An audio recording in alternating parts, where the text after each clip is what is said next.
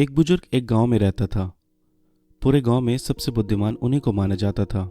लोग अपनी अपनी समस्या लेकर बुजुर्ग के पास आते, जिसका वे समाधान बताते।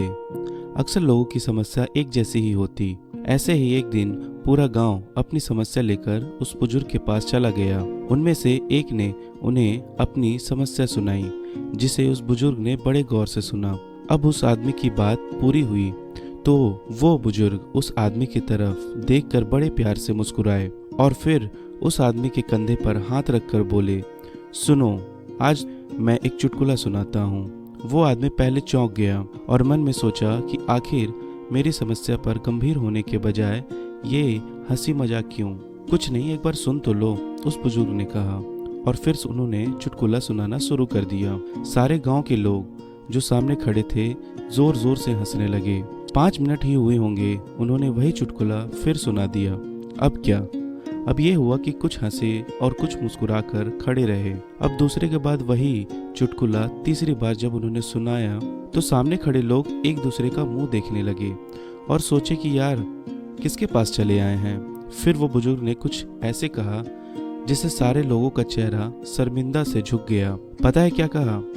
उनने सिर्फ एक लाइन कही कि अगर तुम्हें एक मजाक में बार बार हंसी नहीं आती है तो एक ही समस्या पर बार बार रोना क्यों आ जाता है। किसी ने बहुत कमाल कहा है कि खुशियों का कोई रास्ता नहीं होता, खुश रहना ही एक रास्ता है। तो आज के इस स्पेशल वीडियो में हम जानेंगे सद्गुरु जी की लिखी इनर इंजीनियरिंग किताब के बारे में। बहुत सारे आयाम सद्गुरु जी ने इस किताब में बताए हैं जो सच में हमारे जीवन को सही दिशा देने में मदद करेगी। हमने अपनी ज़िंदगी में अभी तक जो कुछ भी किया है, चाहे वो हमारे करियर का सवाल हो, चाहे हमने एक दिन वो सब कुछ पा लेने का सपना देखा हो, पैसे कमाने चाहे हो या फिर परिवार की जिम्मेदारी संभाली हो, इन सब का एक ही मकसद रहा है और वो है खुश रहना, है ना? अगर हम 1000 वर्ष पहले चले जाएं तो देखेंगे कि हमारे जीवन में भोजन और रहना मतलब सर्वाइवल मेन मुद्दा रहा है। और जैसे जैसे समय आगे बढ़ा, इंसान जंगल से बाहर आया, दुनिया देखा और आज जब हम अपने इवोल्यूशनरी स्केल के ऐसे पॉइंट पर खड़े हैं जहां सिर्फ पेट भर खाना और जिंदा रहना पर्याप्त नहीं है, आज हम इस धरती पर रहने वाली अब तक की सबसे सुविधा युक्त पीढ़ी हैं। मगर क्या सच में हम खुशहाल पीढ़ी हैं? ये बहुत बड़ा सवाल है। किसी दिन किसी चौराहे पर खड़े होकर बस कुछ देर केवल आते जाते लोगों को गौर से देखिए कि उनमें से कितने खुश हैं और कितने के चेहरे उदास हैं। चाहे वो काम को लेकर हो या फिर नौकरी, ये सारे चेहरे जो आपके सामने से निकल रहे हैं, सारे यंग फेस हैं, फिर भी उदास हैं। बाहर क्यों जाना? आईने में खुद का चेहरा देखिए किसी दिन और सोचिए कि क्या सच में मेरे चेहरे पर खुशी है या जबरदस्ती हंसी लानी पड़ रही है। 5 साल की उम्र में बगीचे में तितली के पीछे जब आप भाग रहे थे और उसको पकड़ते ही जब उसका रंग हाथ में रह जाता था, तब आप यही सोच रहे थे कि इससे शानदार और कुछ नहीं है। उस उम्र में आपकी हाइट क्या होगी और आज क्या है? तो इस हिसाब से खुशी उसी अनुपात में बढ़नी चाहिए थी ना। फिर एक दिन आप बड़े हो गए और खुश रहने के लिए चीजों को इकट्ठा करना शुरू कर दिया। मोबाइल, टीवी, एसी और ना जाने कितना कुछ। इतना कुछ जो आज आपके पास है, उस समय राजा महाराजाओं के पास भी नहीं था। पर इससे आपको क्या मिला? सिर्फ उदासी और अटैचमेंट।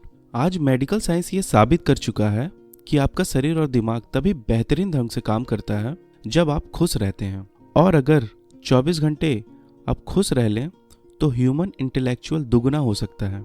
आप खुश रहने के लिए दुनिया भर की चीजें इकट्ठा कर रहे हैं। ट्रस्ट मी, ये सब टेम्परेरी है। तो अब इन सब से ऊपर कैसे उठा जाए? तो यही बात इनर इंजीनियरिंग के इस किताब में सद्गुरु जी बताते हैं। वे बताते हैं कि लगातार फैलने वाले इस विशाल ब्रह्मांड में ऊंचाई और गहराई का पता लगा पाना बहुत मुश्किल है। इस यूनिवर्स में ऐसा कोई पॉइंट नहीं है जो ये बताए कि हम एक पर्टिकुलर डायरेक्शन में जा रहे हैं। आप केवल इतना जानते हैं कि अंदर क्या है और बाहर क्या है। सद्गुरु जी कहते हैं, मान लो आप एक किताब पकड़े हो और अगर मैं पूछूं वो किताब कहाँ पर है, जाहिर है आप हाथ में होने का इशारा करेंगे।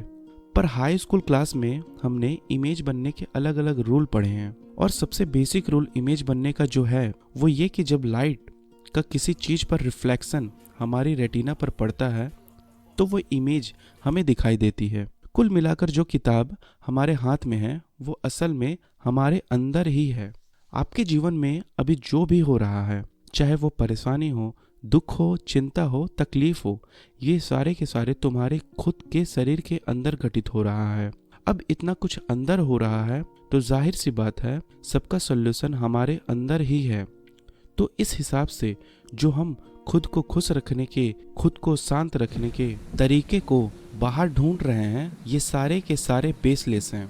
सद्गुरु जी इस किताब में बताते हैं कि आत्मज्ञान कोई अटैचमेंट नहीं है, ये केवल खुद की तरफ मुड़ने का या यूं कहें खुद की तरफ झांकने का एक कदम है। सद्गुरु जी खुद की ओर लौटने का तरीका एक कहानी के माध्यम से समझाते हुए कहते हैं कि एक बार एक आदमी एक गांव पहुंचा।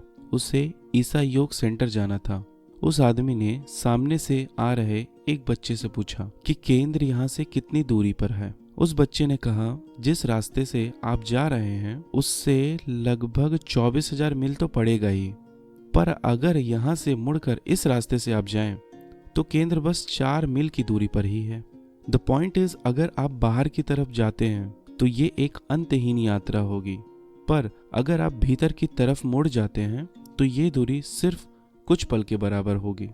इनर इंजीनियरिंग के इस किताब में हमें हमारे बारे में, अपने मन के बारे में बहुत कुछ जानने को मिलता है। किसी ने कहा है कि छोटी छोटी बातों में आनंद ढूंढना चाहिए, क्योंकि बड़ी बड़ी बातें जीवन में कुछ ही होती हैं।